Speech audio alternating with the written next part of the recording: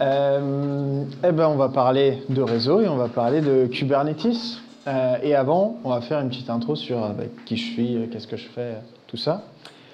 Moi, je m'appelle Clément Duvaux, je travaille en tant qu'ingénieur solution pour les partenaires chez Grafana. Donc, j'accompagne tous les partenaires européens, africains à savoir utiliser nos outils cloud et enterprise. Je leur fais de la doc technique, je leur fais des démos, des formations, je leur crée des environnements, etc. Et je m'occupe entre autres du coup des partenaires français, puisque la France c'est quand même en Europe. Et on a Kinobi qui est un partenaire à Montpellier, j'ai 2-3 partenaires aussi en France. Donc si vous cherchez des alternances, je ne vous garantis pas qu'ils prennent tous, mais j'ai quelques noms pour vous. Et chez Grafana, nous, on développe le logiciel Grafana, d'où le nom de la boîte, mais aussi tout un tas d'autres bases de données pour l'observabilité, et on contribue aussi à beaucoup d'autres projets open source. Et aujourd'hui, on va pas parler de Grafana, on va parler un tout petit peu de Cassis, mais en vrai, on va surtout parler de Kubernetes. Alors, je ne suis pas à la genèse, moi, de cette présentation. C'est mon collègue Roberto Santalla, qui habite à Barcelone, qui l'a faite.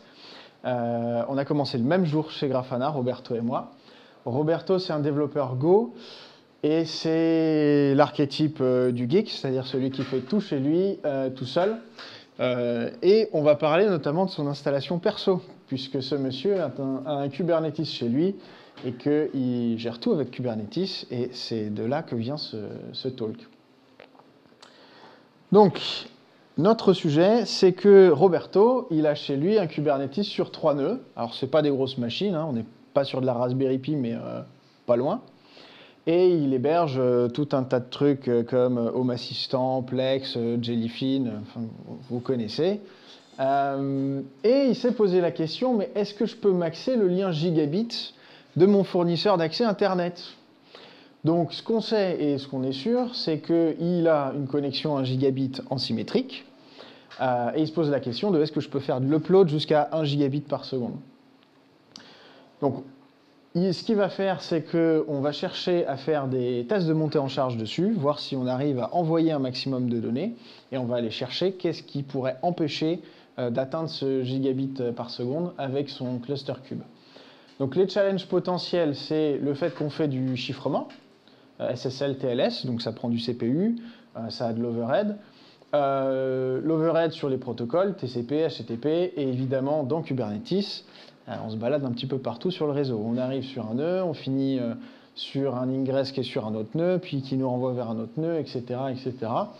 Donc, un peu tout ce qui est l'overhead de Kubernetes, des protocoles, est-ce que ça va avoir un impact et comment on va atteindre le 128 mégaoctets par seconde, ce qui est 1 gigabit par seconde. Donc, la stack qu'on va utiliser, elle est assez simple. Il a 3 nœuds. Le premier reçoit toujours le réseau, c'est comme ça. Il utilise lui MetalLB. Je vous passe un peu comment ça fonctionne, mais l'idée c'est qu'il n'y a qu'une seule adresse IP, tout arrive sur ce nœud, et si jamais le nœud ne marche pas, c'est un autre nœud qui va dire « Ah non, mais ça c'est mon adresse IP, en fait, tout va bien, envoie-moi le trafic chez moi. » Donc c'est un failover en cas de problème, mais tout arrive sur le premier nœud. Donc ensuite, on a la CNI qui va gérer le réseau, donc Container Network Interface, qui ensuite va envoyer à l'ingress, dans notre cas c'est un Nginx, et ensuite on a une appli. Donc cette appli, c'est une appli custom qu'il a appelée memserve. C'est une appli qui fait rien de constructif, mais qui est très très rapide. Comme ça, on s'astreint du problème de est-ce que c'est mon app qui est lente, etc. C'est une application en Go, et vous voyez, en fait, elle va créer un objet Rubish, qui s'appelle Rubish, et qui en fait lit juste un crypto random, et hop, on l'écrit, c'est tout. Donc ça envoie beaucoup de données très très vite, mais qui n'ont aucun sens. Mais au moins comme ça, on est sûr que c'est pas lié à est-ce que faut que j'aille améliorer Jellyfin ou Home Assistant.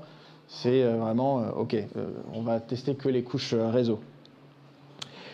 Donc pour ça, on va utiliser un outil qui s'appelle Cassis, qu'on développe chez Grafana, et Roberto est d'ailleurs dans l'équipe Cassis. Donc Cassis, en 2 minutes, pour ceux qui ne connaissent pas, c'est un outil de test de montée en charge open source c'est un binaire en Go, mais le scripting se fait en JavaScript. Et il y a une CLI qui va avec, ce qui fait que c'est particulièrement utile si vous avez de la CI/CD, parce que déjà, ça veut dire que vous avez des développeurs. Et donc le JavaScript, c'est quand même pas le plus compliqué à apprendre. C'est même presque tout le monde peut faire un script en JavaScript. Et derrière, vous avez juste une ligne de commande que vous pouvez lancer dans une CI/CD. Donc ça ressemble à ça, un script Cassis. En premier lieu, les librairies, si vous avez besoin de librairies JavaScript ou de composants qui viennent de la bibliothèque Cassis. Ensuite, vous avez une section options qui est en fait la configuration du test. Et après, vous avez la configuration des actions des utilisateurs. Donc dans cet exemple, ici, c'est juste, on va aller faire une requête sur une URL et on regarde si le statut c'est à 200. Et ça, c'est l'action des utilisateurs. Et la configuration du test, c'est qu'est-ce que je fais, qu'est-ce que je prends comme décision pour l'ensemble des utilisateurs. Donc si j'envoie, combien j'envoie d'utilisateurs, donc là, ici, on vise 200. Et qu'est-ce que je fais s'il y a trop d'erreurs, si c'est trop lent, etc. Donc c'est pas par rapport à est-ce qu'un utilisateur, ça marche bien, c'est est-ce que j'arrête mon test de 1000 utilisateurs s'il y a trop de problèmes. Donc voilà, 3 parties, librairie, le test, donc toute mon armée d'utilisateurs, qu'est-ce que j'en fais et qu'est-ce que fait chaque utilisateur. Et ça nous donne ça quand on lance Cassis. Donc Cassis, lui, il va générer des métriques sur tout ce qui s'est passé.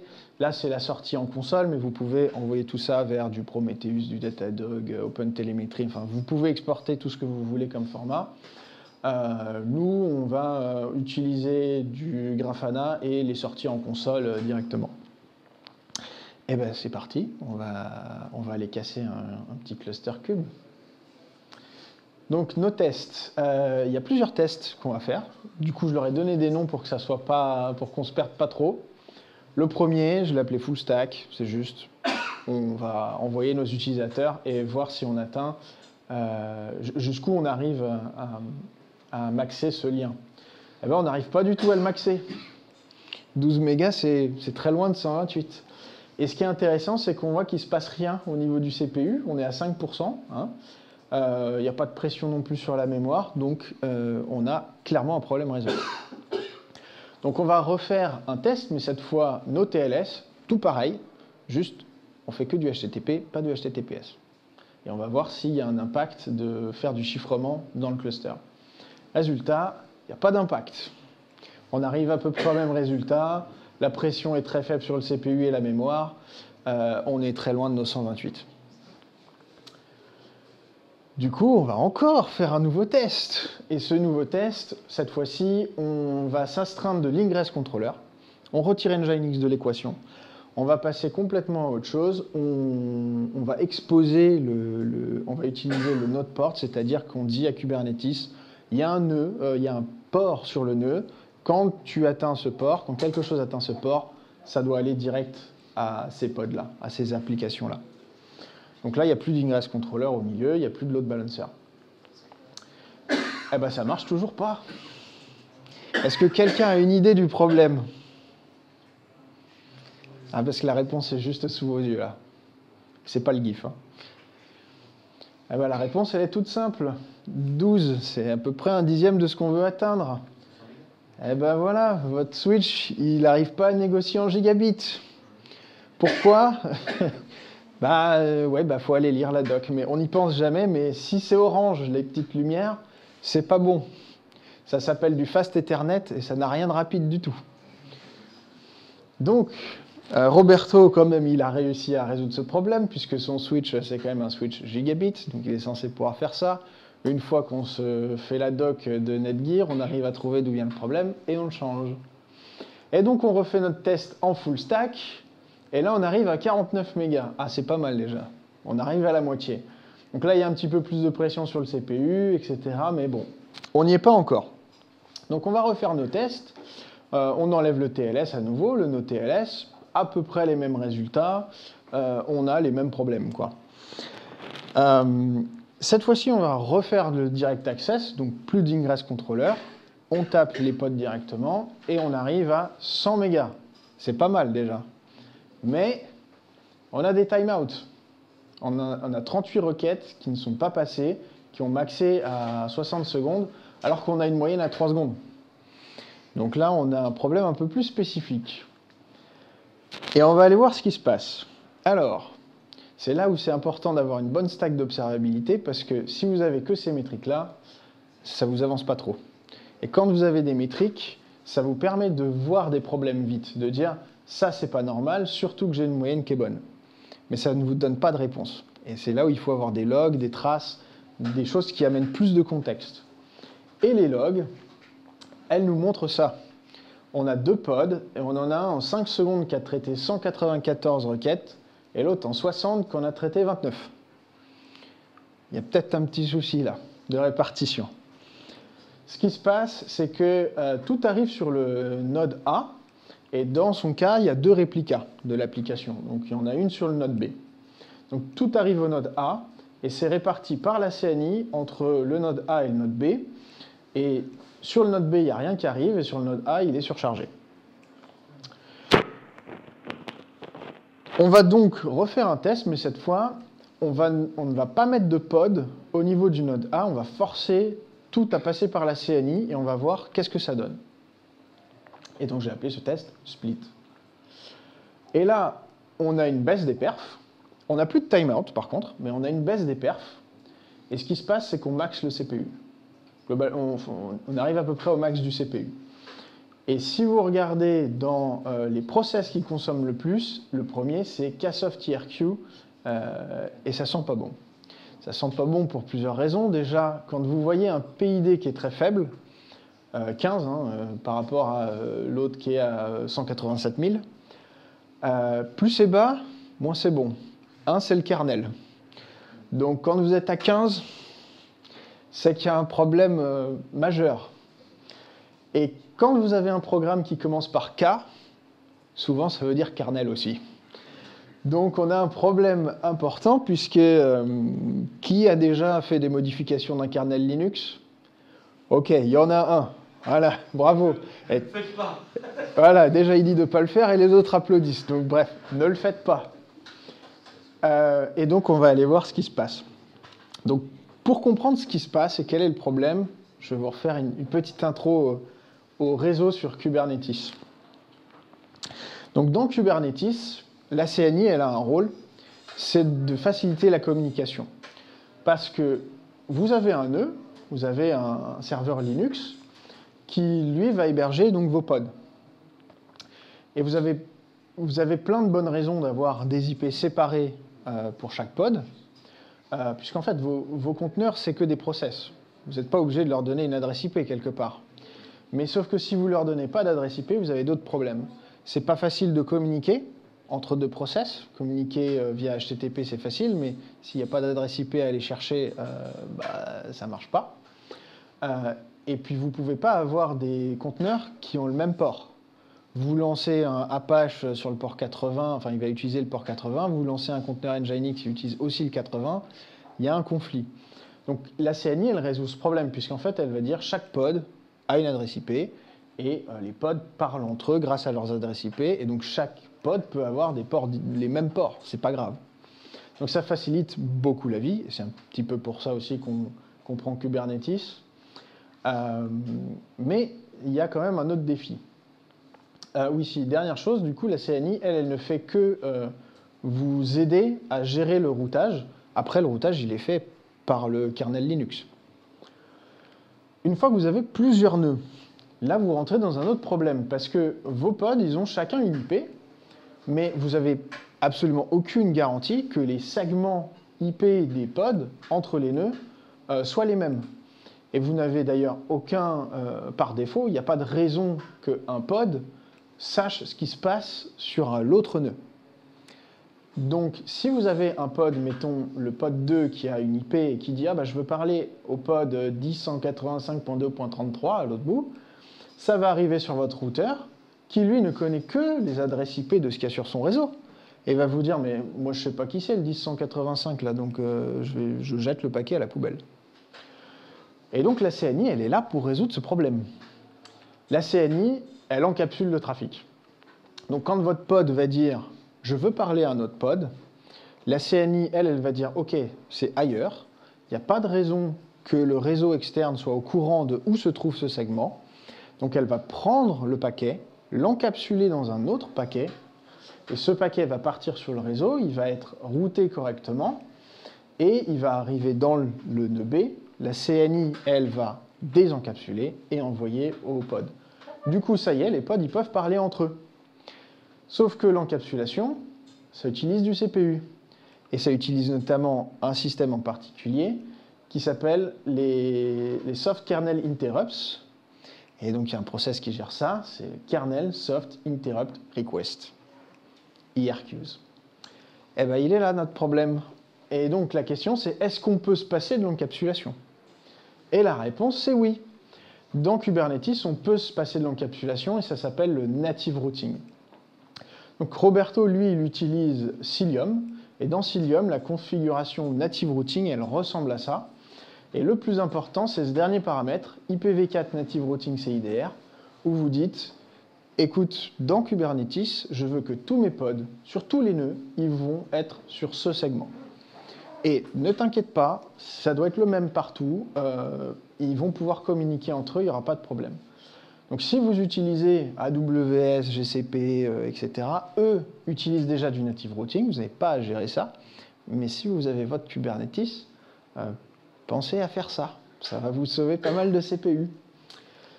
Ce qui se passe une fois que vous avez du native routing, c'est que le routage va se faire nativement avec Linux. Et ce que vous dites, c'est écoute, ma CNI, ne t'inquiète pas, mes nœuds, ils peuvent tous parler entre eux, ils se connaissent, et tu vas publier ce segment et tu vas créer les routes dans les nœuds.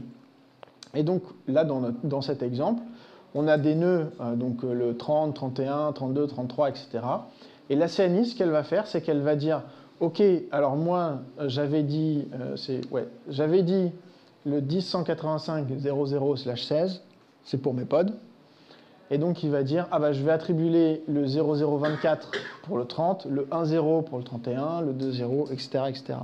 Et là, il n'y a plus d'encapsulation, puisque dès qu'un process quelconque va dire je veux parler avec quelque chose qui est sur ce réseau, c'est Linux qui va le router vers ce nœud. Et donc, vous n'avez plus d'encapsulation fait par la CNI. Et là, vous allez sauver votre CPU. On refait un test, du coup. Alors, vous aurez toujours des soft interrupts. Il y a plein de choses qui l'utilisent. Hein, c'est au niveau kernel. Mais là, on est à 23% d'utilisation du CPU. On était à 50%. Donc on baisse pas mal la pression. Et on va aller voir si on atteint enfin notre gigabit. Et on n'y est pas encore. On est à 100 mégas. C'est pas mal hein, déjà. Et il manque qu'une seule chose. À votre avis, qu'est-ce qui manque? Il manquait juste un réplica de plus. Et ça y est, vous pouvez DOS tout le monde. Vous pouvez envoyer du 128, 129, hein, c'est des arrondis, vous aurez compris. Vous pouvez maxer votre lien gigabit. Donc ça y est, on peut aller envoyer un maximum de nos photos de famille avec Jellyfin sur Internet. Et la conclusion en fait, de tous ces petits travaux, ce qui est intéressant, parce que ça reste un projet hobby, mais ce qui est intéressant de voir, c'est que les problèmes qu'on a rencontrés nous ont montré que c'est très difficile de pouvoir trouver les bonnes réponses. Donc il faut pouvoir lancer plein de tests et avoir métrique, log, à minima métrique et log, pour pouvoir dire, OK, je détecte des problèmes, je vais chercher d'où viennent les problèmes et avoir des nouvelles pistes pour trouver les solutions. La deuxième chose, c'est que c'est quand même beaucoup plus facile si vous le faites avec un outil. Bon, alors là, on l'a fait avec Cassis, mais vous pouvez utiliser d'autres outils open source. Parce que ces outils ils vont vous permettre de reproduire les tests à chaque fois. Ils sont conçus pour ça. Et en tout cas pour Cassis, les métriques par défaut, elles sont suffisantes. Nous, on voulait maxer notre lien gigabit. Les timeouts, les ratés, et du coup l'upload speed, c'est ça qui nous intéressait et ça a été suffisant. Mais surtout, si vous n'avez pas de log et pas de métrique, vous ne pouvez pas revenir en arrière. Le cas où on n'avait pas de répartition correcte entre les deux pods, Si on n'avait pas les logs, ça aurait été super long de trouver la réponse. Là, on regarde les logs et on dit, bah oui, ok, il y a un problème de répartition. Et enfin, le dernier point le plus important, c'est que prédire les bottlenecks, et c'est pas que pour le réseau, c'est toujours très difficile. Sur tous les challenges qu'on pensait au départ, il n'y en a eu aucun. Et c'est ça le plus important quand vous faites des tests de montée en charge. Moi, j'ai fait des tests de montée en charge en tant que professionnel sur des applis web, sur du front, etc. Le problème, c'est jamais celui que vous avez anticipé. Et c'est pour ça que c'est important d'avoir des logs, des métriques et de pouvoir faire plus de tests et des tests nombreux. Voilà, je l'ai fait beaucoup plus vite que prévu. Mais enfin, c'est pas grave. Si vous avez des questions, c'est le moment. Et puis, sinon, vous pouvez me contacter sur Slack, par mail, ou rejoindre notre GitHub et notre forum.